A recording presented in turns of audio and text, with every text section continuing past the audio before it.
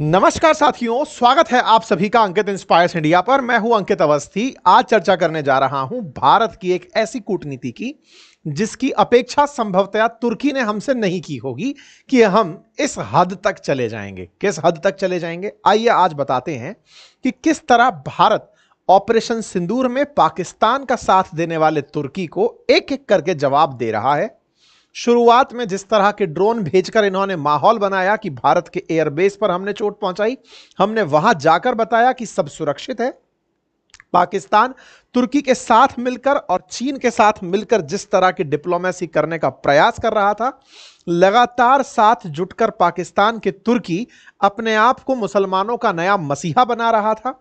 उस तुर्की को हमने अपने स्तर पर काफी बढ़िया से रिएक्शंस दिए हैं। चाहे भारत के अंदर टर्किश कंपनियां हो या फिर भारतीय यात्री जो तुर्की जाने की सोच रहे हो, उन सभी टूरिस्ट को रुकवा दिया गया। तुर्की ने पाकिस्तान का साथ देने के लिए जो भी किया उस पर हमने ऑलरेडी आपके साथ एक सेशन किया हुआ है। तुर्की का पाकिस्तान प्रेम क्यों है, इस पर हमने ऑलरेडी एक सेशन किया है। फिर भी अगर आप और डिटेल में जानना चाहते हैं तो भविष्य में एक और सेशन लेकर आ जाएंगे। फिलहाल हम क्या करने जा रहे हैं, भारत ने तुर्की को जवाब देते हुए उसके प्रोडक्ट्स और कंपनियों को भारत के अंदर बैन करना शुरू किया। लेकिन इसी बीच में कूटनीति एक कदम और चढ़ती है। तुर्की को जिससे सबसे ज्यादा चिढ़ मचती है उसका नाम है साइप्रस। जिस तरह भारत के लिए पाकिस्तान है, जिस तरह से अर्मेनिया के लिए अजरबैजान है, जिस तरह से फिलिस्तीन और इजराइल हैं, बिल्कुल वैसे ही तुर्की और साइप्रस की कहानी है। आज के सेशन में मैं आपको उसी साइप्रस के बारे में बताने जा रहा हूं जो कभी ऑटोमन एम्पायर का हिस्सा हुआ करता था, लेकिन आज एक स्वतंत्र राष्ट्र है। तुर्की उस पर खूब प्रयास करता है कब्जा करने का, लेकिन कर नहीं पाता है। आज सूचना है कि भारतीय प्रधानमंत्री जब G7 के लिए कनाडा जा रहे होंगे तो फिर वो साइप्रस होते हुए जाएंगे। इसीलिए आज के सेशन में साइप्रस, भारत के प्रधानमंत्री की साइप्रस यात्रा खास हो जाती है। और इसी के साथ हम समझेंगे कि तुर्की और साइप्रस के बीच में आफ्टर ऑल कलेश क्या है। आफ्टर ऑल ये साइप्रस है कहां, और इत्तू सा देश जिसे ढूंढने के लिए हमें गूगल लेंस का यूज करना पड़े या जूम करना पड़े, वो देश भारत में 10वां सबसे बड़ा FDI का स्रोत बना हुआ है। एक इतना सा देश जिसे भूमध्य सागर में बैठा देखकर ऐसा लगता है कि ये भूमध्य सागर के पूर्व में एक ऐसा आइलैंड है जो कि एशिया के पश्चिम पर नजर बनाए रखता है। इतना खास आइलैंड कि वहां से सामने देखो तो इजराइल, लेबनान, फिलिस्तीन सब नजर आते हैं।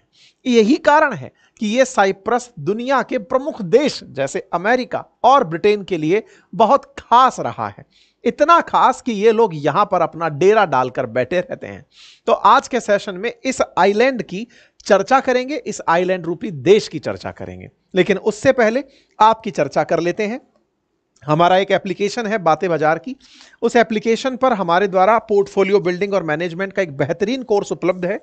अगर आप भी चाहते हैं अपने लिए पोर्टफोलियो प्लान करना, आप जाकर उसे अवश्य एक्सेस करें।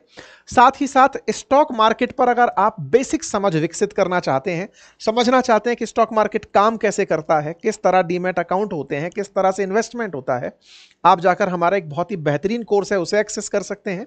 और म्यूचुअल फंड की बेसिक समझ कि किस तरह म्यूचुअल फंड्स के अंदर निवेश किया जाता है, उसके लिए भी हमारा एक बेहतरीन कोर्स उपलब्ध है, आप उसे एक्सेस कर सकते हैं।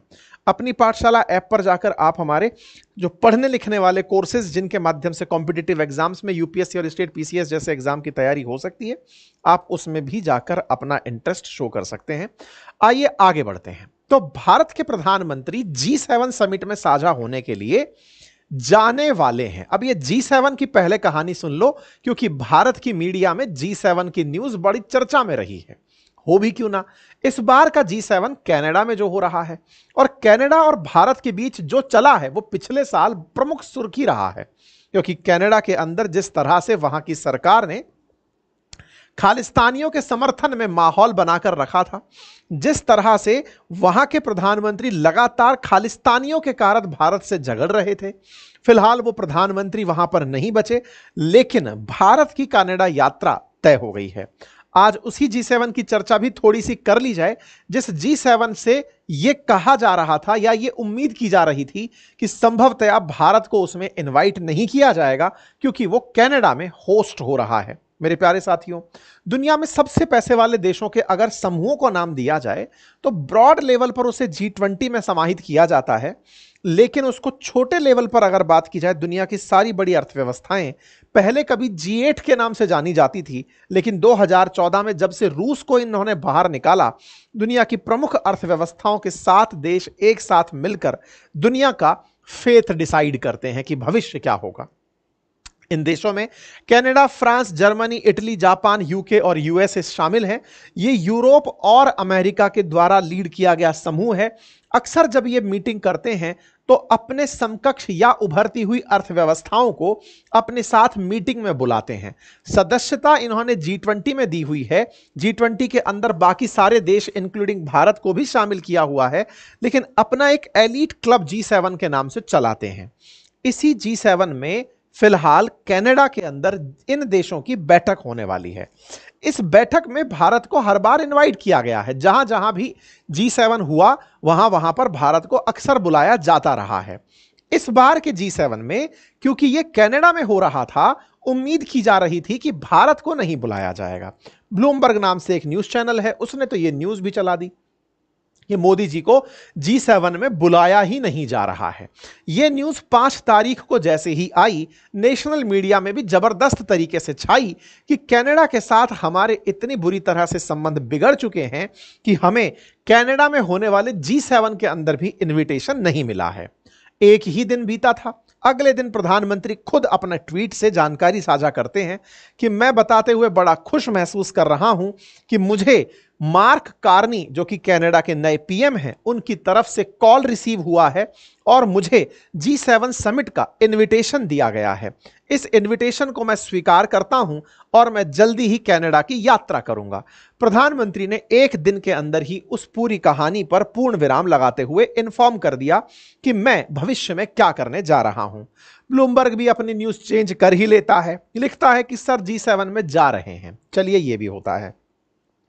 जैसे ही यह खबर और तेज होने लगती है, आज फिर एक नई खबर निकलकर आती है।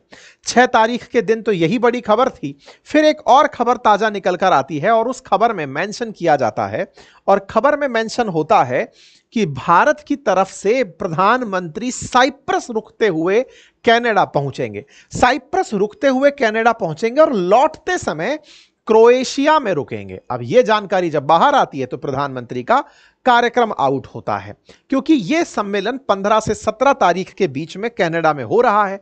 ऐसे में भारतीय प्रधानमंत्री रविवार को जब भारत से रवाना होंगे तो मध्य में पड़ने वाले साइप्रस में पहले विराम